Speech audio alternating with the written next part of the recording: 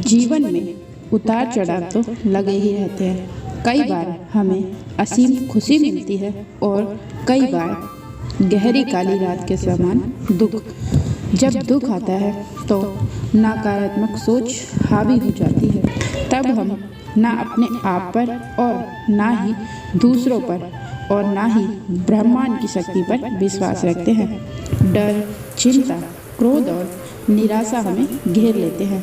ऐसे में हमारे पास दो ही रास्ते बचते हैं।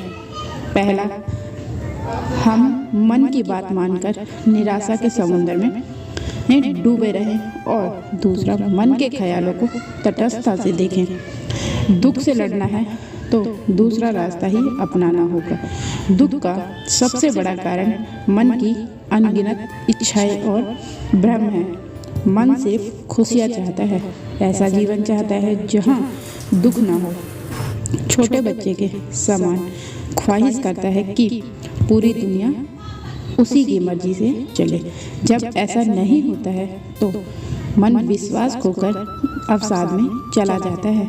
हमें यह समझना चाहिए कि इनसे कोई भी नहीं बच पाया है। बड़े से बड़े संत, महात्मा, पैगंबरों तथा अवतारों को भी दुख का सामना करना पड़ा। तो हम जैसे साधारण इंसान इनसे कैसे बच सकते हैं? लोग पूछते हैं कि हम विश्वास को मजबूत कैसे करें।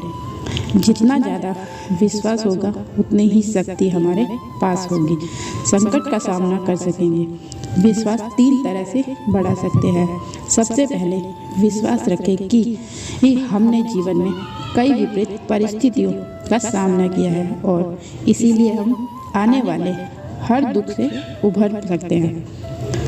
दूसरा, हमें ऐसे सारे मौके याद रखने चाहिए जब हम बिल्कुल लाचार महसूस कर रहे थे और हमें कहीं से मदद मिल गई। इन्हें ध्यान में रखकर यह विश्वास रखना चाहिए कि ईश्वर हमारे साथ है और वह सहायता अवश्य करेगा।